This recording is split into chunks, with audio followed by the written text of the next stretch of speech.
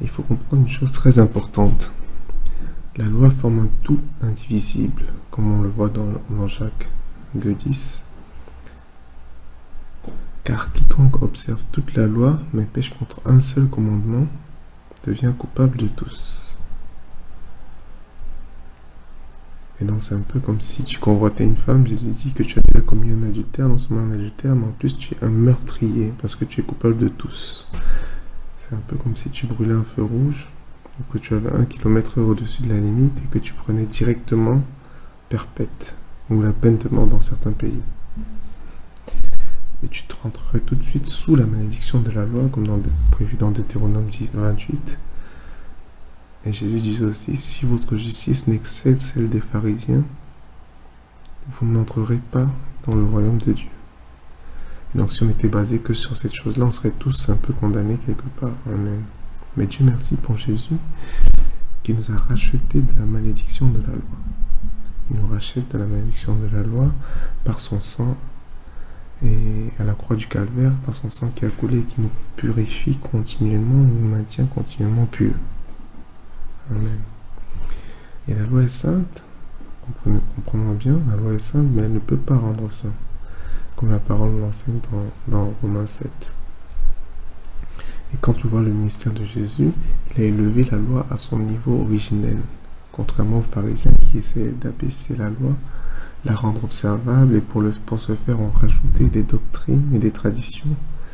Des traditions et des doctrines d'hommes qui annulent les effets de la parole de Dieu, la Bible nous dit. Dans Marc 7, par exemple. Mais la vérité, c'est que si tu es coupable d'une partie de la loi, tu es coupable de toute la loi. On a une image de cette partie du ministère de Jésus dans le sermon sur la montagne, dans Matthieu 5, où il dit que si tu convoites une femme, tu as déjà commis un adultère dans ton cœur.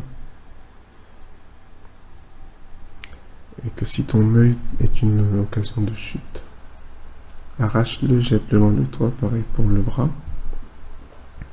Et Jésus dit aussi qui vous parle de ne pas tuer. Si tu t'énerves contre ton frère, tu mériterais une punition des juges. Il te parle d'aimer ton prochain. Moi je vous dis, aimez vos ennemis, bénissez ceux qui vous maudissent, faites du bien à ceux qui vous maltraitent. Amen. Et tout ça, c'est à l'impératif, ça veut dire que c'est impératif, c'est des commandements directs du Fils de Dieu, c'est-à-dire des commandements directs de Dieu. Et il termine ces commandements par « Soyez parfaits comme Dieu, votre Père, est parfait. » Soyez parfaits, ça c'est la solution de tout, mais c'est pas tout. La Bible nous dit également que celui qui sait faire le bien et ne le fait pas, pour lui c'est un péché. La Bible nous dit, soumettez-vous aux autorités.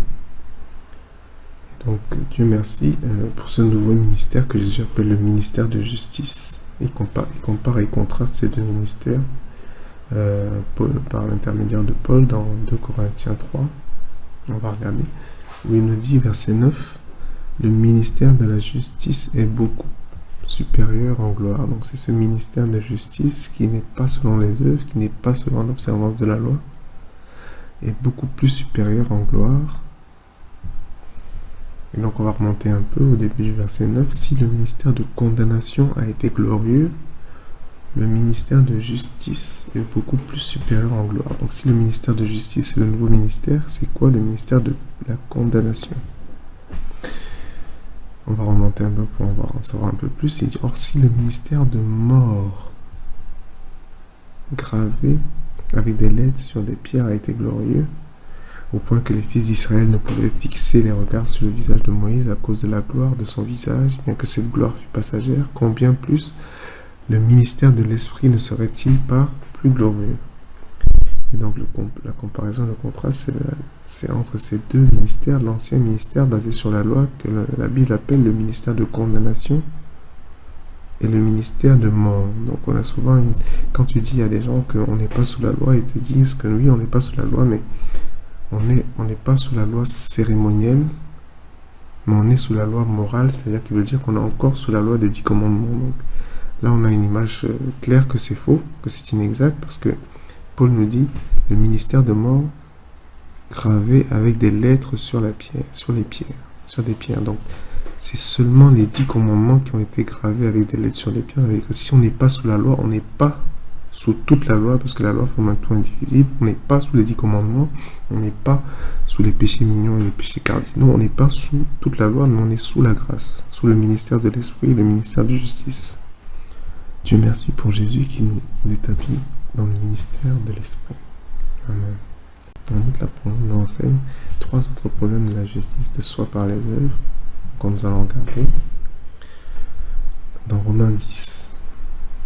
Car ignorant la justice de Dieu et cherchant à établir leur propre justice, ils ne se sont pas soumis à la justice de Dieu. Donc Paul parle des Juifs qui ont un zèle pour Dieu, mais pas selon la connaissance. Il les compare aux gentils qui ne cherchent pas la justice, mais qui ont atteint la justice qui vient de la foi, contrairement aux Juifs qui étaient établis dans leur propre justice, dans la justice qui vient des œuvres. Amen. Et donc il dit, car ignorant de la justice de Dieu et cherchant à établir leur propre justice, ils ne se sont pas soumis à la justice de Dieu. Et donc si tu essayes d'établir ta propre justice, c'est que tu es ignorant de la justice de Dieu et que tu n'es pas soumis à la justice de Dieu. Amen. Verset 4. Car Christ est la fin de la loi pour la justice à tout croyant, la fin de la loi. Amen. En Galates 2, je ne rejette pas la grâce de Dieu. Amen. Est-ce que tu rejettes la grâce de Dieu? Je ne rejette pas la grâce de Dieu, car si la justice s'obtient par la loi, Christ est donc mort en vain. Une autre pensée terrible, une autre pensée effroyable, si Christ est mort en vain, quand tu es malade, tu veux que Christ ne soit pas mort en vain et qu'il soit la guérison. Amen. Pareil pour la provision, pareil pour la protection. Alléluia. En Galates 5, on va regarder dans la version Martin, Christ devient inutile, il devient d'aucun effet, dans la version King James utilisée par les anglo-saxons. À l'égard de vous, tous qui voulaient être justifiés par la loi, vous êtes déchus de la grâce. Une autre pensée terrible, Christ devient inutile. Amen. Pourquoi Christ mort en vain et pourquoi serait-il d'aucun effet? Dans Romains 5, on comprend des versets fondamentaux sur l'œuvre parfaite, l'œuvre accomplie, l'œuvre de Christ, une œuvre à laquelle personne ne peut rien ajouter, une œuvre qui est trop parfaite pour que tu puisses y rajouter quelque chose pour en améliorer les effets dans ta vie. Amen. Verset 1, Romains 5 commence par verset 1, étant donc justifiés par la foi, nous avons la paix avec Dieu. Si tu trouves que tu manques de paix, rappelle-toi que tu es justifié par la foi et tu auras la paix. Alléluia.